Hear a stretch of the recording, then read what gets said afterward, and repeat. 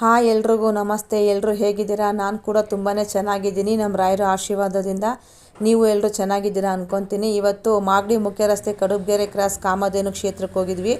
ಏಕಾದಶಿ ಅಂತ ಗೊತ್ತಿತ್ತು. ತೀರ್ಥ ಪ್ರಸಾದ ಮಂತ್ರಾಕ್ಷತೆ ಏನೂ ಸಿಗೋದಿಲ್ಲ, ಯಾವಾಗಲೂ ರಶ್ ಇರುತ್ತೆ ಅಂತ ನಾನು ಆ ಸತಿ ಹೋದಾಗಲೂ ಏಕಾದಶಿಗೆ ಹೋಗಿದ್ದೆ. ಅದಕ್ಕೆ ಇವತ್ತು ಏಕಾದಶಿಗೆ ಹೋದೆ.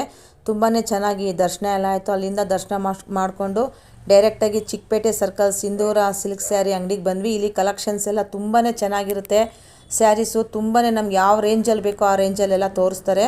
ವರಮಹಾಲಕ್ಷ್ಮಿ ಹಬ್ಬಕ್ಕೆ ಸ್ಯಾರಿ ತೊಗೊಂಡು, ಹಾಗೆ ನನ್ನ ಮಗಳು ಆಫೀಸ್ಗೆ ಹೋಗ್ತಾಳೆ, ಅವಳಿಗೆ ಬಟ್ಟೆಗಳು ಬೇಕಿತ್ತು, ರೆಡಿಮೇಡು ಟಾಪ್ಗಳು ಡ್ರೆಸ್ಗಳು ಎಲ್ಲ ತೊಗೊಂಡು ಸೀದಾ ಅಲ್ಲಿಂದ ಶಾಪಿಂಗ್ ಮಾಡ್ತಾ ಟೈಮ್ ಹೋಗಿದ್ದೇ ಗೊತ್ತಾಗಲಿಲ್ಲ.